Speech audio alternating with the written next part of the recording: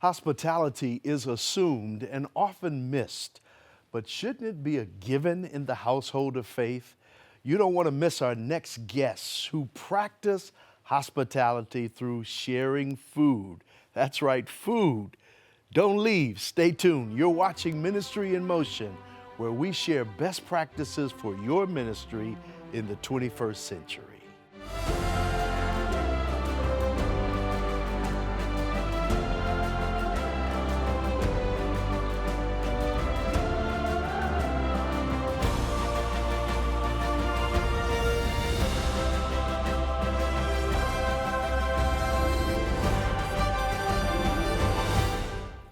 Ladies, sisters, welcome to Ministry in Motion. Anthony, we have some gifted guests. Outstanding guests.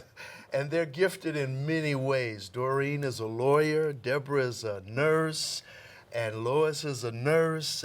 But we are here to talk about something real, something that's important in this world. It's hospitality. And each one of you has the gift of hospitality. You know, Peter says something in the Bible, and I love what he says in 1 Peter chapter 4.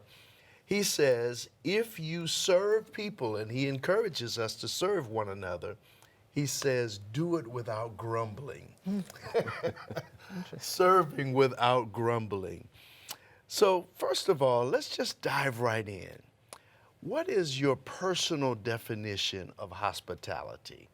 And why don't we start with you, Doreen? Well, hospitality to me is making everyone that comes into your presence comfortable. When they walk away, they need to have felt loved and cared for. Wonderful. I think that's my broad definition. Awesome. Debora, what about you? I agree with Doreen as well, but to me it's love in action. It's a way of showing our members, our friends, that we love them and care about them. And I like the way Paul puts it in Romans 12, where he actually says, be devoted to one another in love, practice hospitality. And I think it's a really tangible way of showing that we really do care. We're making the effort for others. Awesome. Lois? Hospitality to me means when somebody walks away from the church, they might not remember your name, but they'll remember how they felt in your presence. That's awesome. You know, and that's a great segue because we're dealing with hospitality, and that could be done and expressed in many ways. But I think we want to talk about food. Oh, yeah. How you all have blessed people through your service and through food. Yeah. Anthony? So what do you do? How do you express it? And you have a food ministry. Share with us what you do.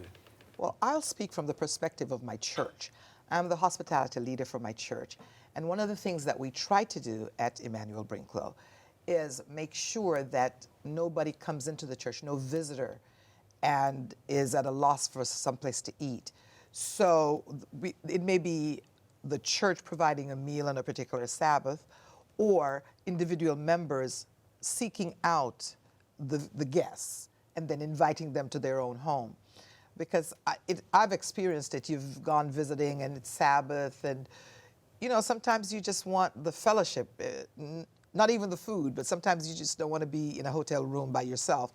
And it's always nice when somebody says, come home with me. Whatever it is I have, you can share. So that's what I think from a church perspective we try to do. Wonderful. Yeah. For me, hospitality for me is bringing people into my home to be my family. When my children were young, if we came home one Sabbath and there weren't people, strangers coming, they, well, what happened? Where are the people? I mean, they literally would look at me like, are we going out? What's going on? Why there is nobody here? So on Sabbath, well, when we prepare for Sabbath, we used to prepare for 50 people. It didn't matter. And I never called people ahead of time and invited them. I just never had the energy. But I would stand at the back of the church. I'd just wait to see who is lingering. And if I saw people lingering, whether it was visitors, especially if they're visitors, I'd always go find them and said, you need to come home with me. And I don't really ask, you're coming home with me today. And I mean, I have made so many friends around the world. I'd be in a church and I have this praise, my Jesus, and they'd hear me. And even young people would say to me, I was at your house. You invited me for dinner, and I don't know who the person is. But so I want to say it's almost selfish, but that's not a good word. But it's not only for the visitor, but it's also for us. You get a blessing in return. Yes, yes, yes. Yeah. And Deborah? Well, I guess I've been a pastor's wife for 32 years. I'm Anthony's wife, if you didn't pick up on that. Really? So we've had a lot of experience with hospitality. There have been times when we've belonged to small churches where the whole church has come over for lunch. There have been lots of times when we welcome new members or new people in contact with our church into our home. Currently, we go to a local church where my husband isn't the pastor, and my role there is to be the leader for welcoming new people into the church. So we put on a banquet for them, and I prepare the tables, and we do it like a banquet and invite them in.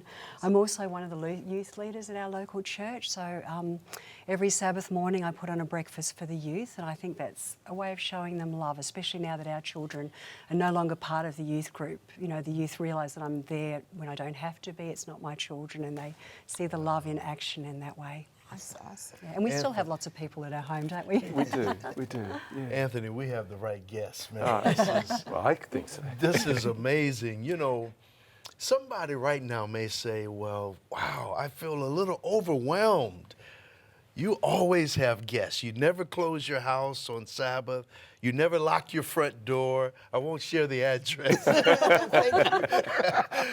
But you always entertain, and Doreen actually blesses the pastors at the church I attend, which I am one, and feeds us every Sabbath. And to hear you, Deborah, opening your home as a pastor's spouse, a wife, to feed people.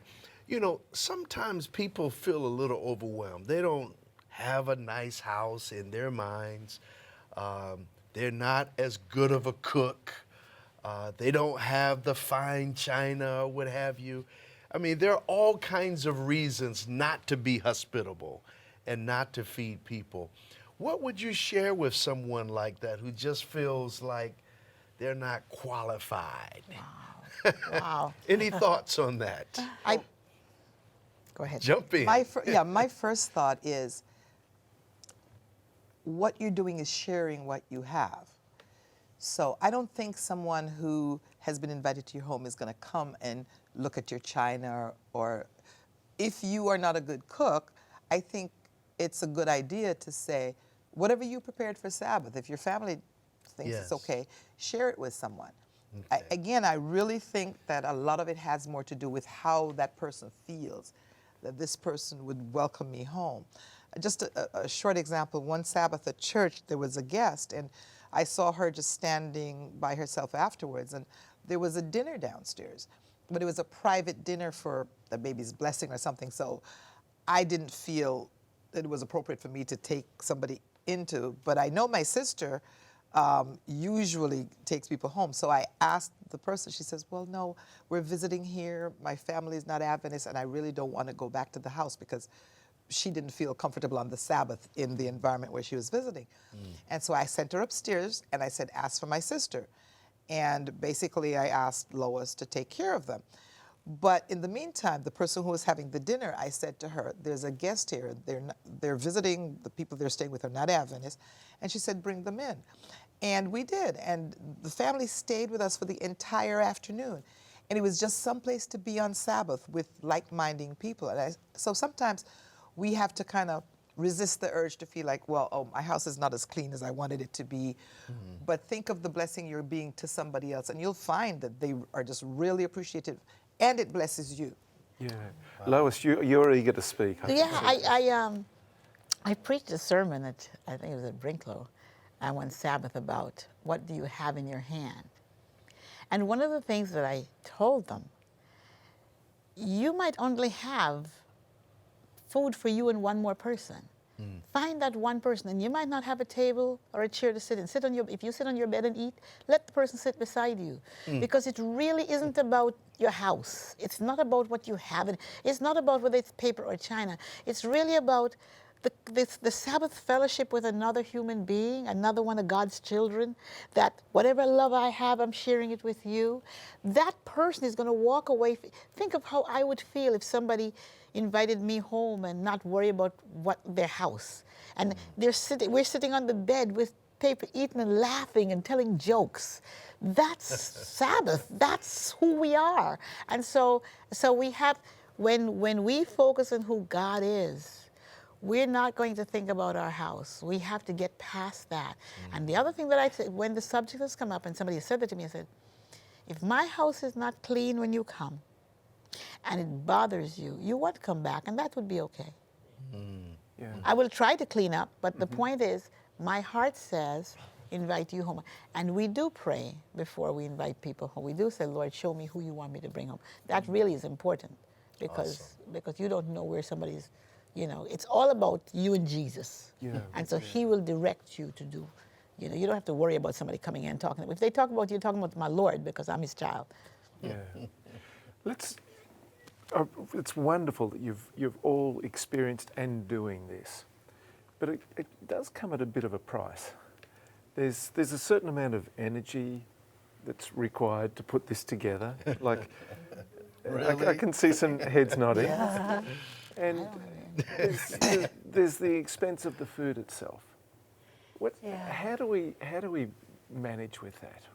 I think these things can be real barriers to stopping people wanting to be hospitable. I think I decided a long time ago just to simplify things, and that way I'm more willing to have people home. If I put on a really difficult to prepare meal with expensive food and then dishes that can't go in the dishwasher afterwards, it's so much effort. I don't feel like doing it for a long time.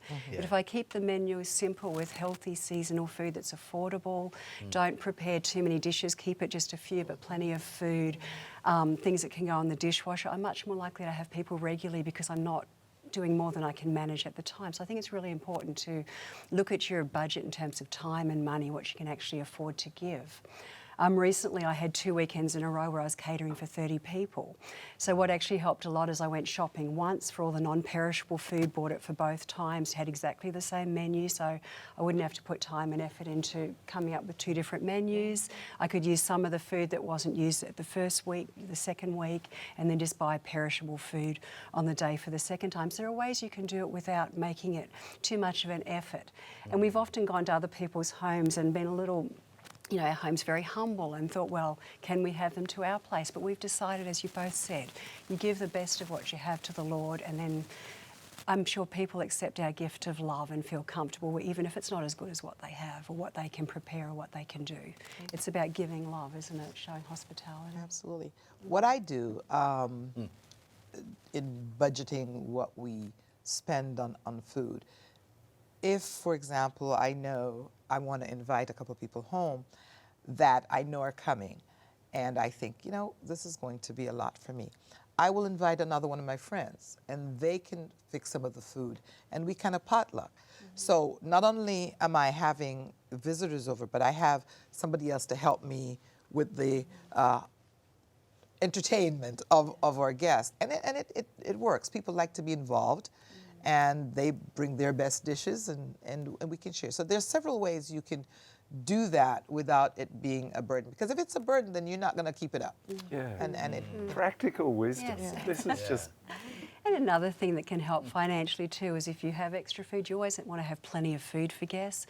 You can freeze it, use it later in the week, and that saves you on your weekly food budget. So it's not as if it's, I never get to do that because they take the bags. And I love it. I love standing there and watching everybody fill up their little bags to go home.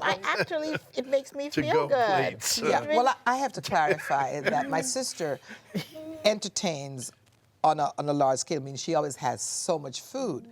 And so, yeah, when people are leaving, everybody grabs a big Ziploc bag and they fill it up. I love it. But people have food for tomorrow. And that's It's a all nice- part of the hospital because it gives me joy. Yeah. It gives me joy to watch my friends, and now you're my friend. Once you've been in my home, you're my friend. To watch my friend be able to, Lois, you got some more of this, and or we have the big mangoes in the thing, and everybody can get a mango as they're walking up there. Let me tell you one little story of visiting Mexico. I think it was Puerto Vallarta. Several of us, about 11 of us, went to the church, and we're sitting in the church, and it was all in Spanish, and all of a sudden, at the end, somebody came over to us and said, "We've prepared food for you." Well, what had happened is the women of the church went home, and each person brought their lunch. Oh, wow. And they were outside, each person with their lunch. And we're standing there going, you did what? And they did. And they only had a little. But every single one of those women brought and fed 11 of us. That experience, to me, was just so heavenly. Because some of it wouldn't have been something I would ordinarily cook in. But we ate everything. Because they brought it was just for their husband and their 2 kids. Wow. So you can do anything. It's not, it's really about what the Lord is directing you to do. I feel like one of the disciples, when you said taking food home, I feel like saying, "Is it I, Lord?" Is it I, Lord? This is the blessing of the Sabbath flowing on into the rest of the world. It feels so good. Yeah. Yes. Well, let me go a step further with all of this. You know, the word says in Hebrews 13, be careful because you may entertain angels unaware. So Unawares, yeah. Paul says, don't be so hesitant to entertain strangers. That's right. Inevitably, whenever you have 30 people, 50, whatever you're serving, there are going to be people who were not invited that tagged along. How do you deal with that? You haven't prepared for 25 and you get 55 to show up. Well, I just a recent example. A couple Sabbaths ago, my sister, I was in church. I hadn't planned on having any guests. She's laughing. I know. Hadn't planned on having any guests. Just, we just had a little food at home. We're going to go home. And I looked back, and she was sitting with some people that I didn't know. And I know my sister, so her home was not available that Sabbath. So I knew she was looking at me like, okay, can I bring them to your house? So she texted me in church, and I'm like, okay, yeah. And I was sitting there really stressing because I'm like, okay, Lord, they're visiting, and she can't take them home, so they're going to come to my house. But do I have enough food? And I just kind of said, just bring them. And as soon as church was over, I took off and ran home. And it was amazing that I asked my daughter to pick up some tofu from a restaurant for me the Friday, and I never looked at it. So I expected a half a steamer pan. She actually bought a full pan. Wow. And so I got home, and there was food. There was so much food. There was a lot of food, and I thought, Lord, look at you. I was really sitting in church thinking, no, Lois, you cannot bring other people to my house. But I knew they were visitors, and I knew that she couldn't take them to her home, and the Lord provided. So sometimes in our own head, we think we have less than we do. But and whatever you have, it will share. It will. I've share. seen the Lord multiply. The same thing happened. I invited a whole bunch of people, and she knows because she gets upset with me. I saw people. Mary and Martha. I cannot leave them. They came to visit our church, and so I just said, "Come." And then somebody else, Sister Peters, some young people, Sister Peters, can I come over? Yes. And so I got home, and it didn't look like enough. So my cousin was there, and she said, Lois, give me a knife. And she took those chaplets, and she cut them up, and then we had little bowls, and she took out china. Ordinarily, we'd have paper plates. And she had little bowls set around the table, and it looked like we had this exotic meal, and the rice and peas was in one, and I stood there watching this, and she had cut it up enough so that everybody was fed and was full, and we had leftovers. Yeah. And ordinarily, you know, if I had shared all of it out, it probably wouldn't have served. But the Lord provided somebody who could look at it differently and make it work. And then we sat and shared stories. So it wasn't as much about the food as much as about the family Yeah. around that table. You know, you're talking about bonds and the connections that occur. I'd like to unpack that a little bit more. Yeah, so food is a vehicle to fellowship, isn't it? Absolutely. Yes. Do you know? Absolutely. And the bonds that it produces. From your own personal experiences, how have hearts connected and bonded as a result of your food ministry? One Sabbath, there was an ambassador. He wasn't an Adventist, but he was with one of the Adventist friends, and they came to we brought people home, and we had 18 people around the table, and we went around the table that Sabbath, and we just said what each person meant to us. And when he spoke, when we came to him, we said, and you blessed our hearts and make us better just because. So we said something about him too, even though we didn't know him. And before he left, he said, this is the best meal I've ever had in anybody's house in my entire life. He says, I've never seen anything like this. And he saw that as being Adventist. He saw the Seventh-day Adventist, this is what we do. Yeah. And I'll never forget the look at his, as he was walking, and he turned around, he's like, I've never experienced this, because he heard us telling each other what we thought about each other and how your life blessed me. Yeah. Yeah. You know, the irony in this and that particular question is Doreen and Lois are great pastor supporters. I'm a witness of that. Amen. They love their pastors and they support them.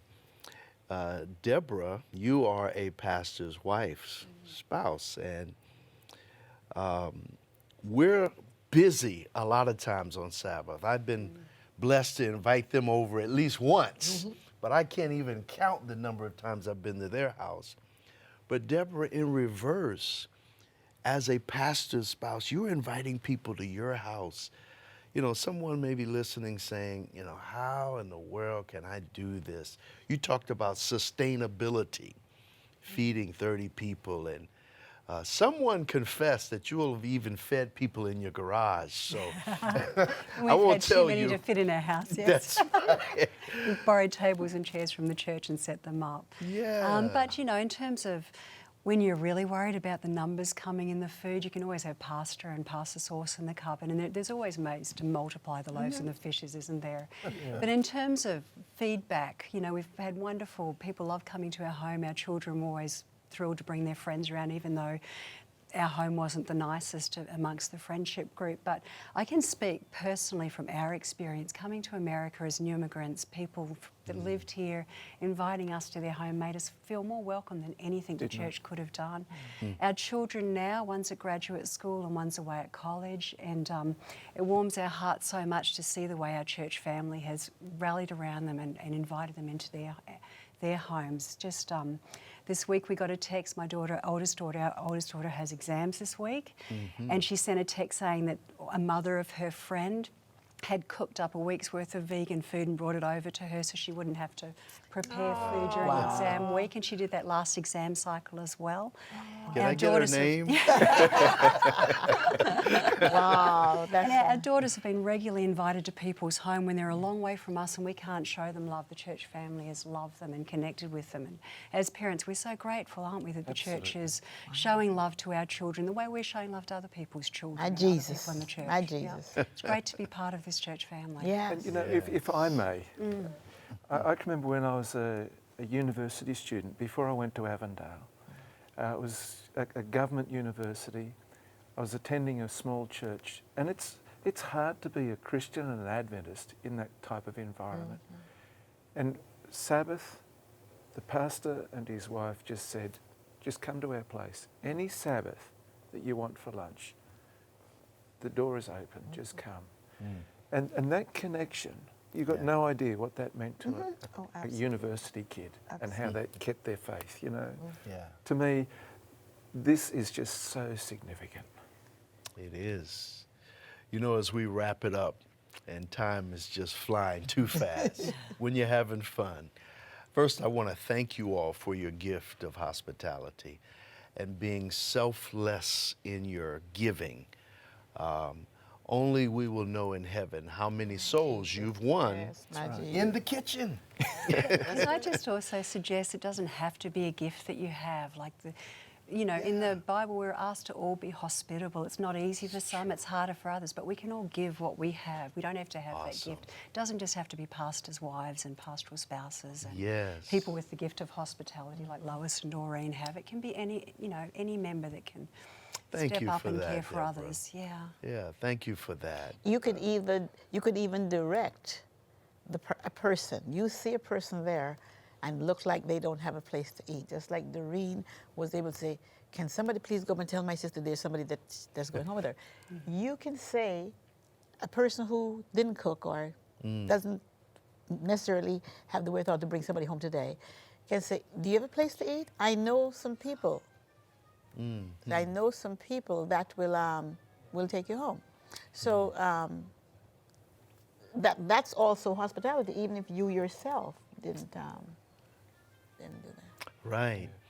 Well, as we close today, are there any parting words, anything that you would say to this person who really has a desire, but they just want to do it the right way? What would you say to that person? Or they want to do it, how would you suggest they start serving? Let's I hear would from each say of you. start with what you have. You fix lunch for yourself one day, just invite a couple home. Just start. You could invite one little old lady home. You could invite, just see what the Lord direct you. You know, some of these older people, their spouses are gone, their children are gone. Make sure that somebody invites them, take them home, so that they know that they're still loved, you know? That's a big deal that I think even I don't do as much because I usually invite visitors. But I really think that the persons who don't want to invite, the amount of people I invite, go find one of these people, with these persons who are going home by themselves. They just might want somebody to talk to. Exactly. Deborah, what about you? I think if you're always prepared with something in the cupboard, so if the opportunity presents itself, you're ready. I think this is how the early Christian church grew so well, and I think it's a model we should be following now to open our homes and our hearts to others. They broke bread together. Yeah, in their homes. That's right. That's right. Well, thank you all for being with us on Ministry in Motion. Anthony, any closing words from you? Well, I'm just so appreciative, not only of you coming on to Ministry in Motion, but what you're doing in your local community and with people who need ministry. A profound thank you. You're welcome. Doreen Hines, Debora Kent, and Lois Peters all have the gift of hospitality, but they shared you don't need the gift to simply serve.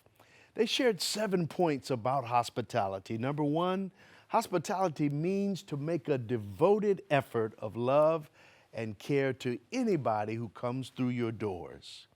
Number 2, there is a great joy in sharing your time and home and food. Number 3, people might forget your name, but they will remember the feeling they had in your presence. Number 4, hospitality can give people a glimpse of heaven. Number 5, share what you have and give your best. Number 6, ask God to show you who to invite to your home or to your church meal. Last, number 7, simplify your meals and preparation. Budget your time and money. Share the ministry with someone else. You've been watching Ministry in Motion, where we share best practices for your ministry in the 21st century. Join us via podcast, YouTube, and Facebook by starting at www.ministryinmotion.tv. Until next time, may the Lord richly bless you.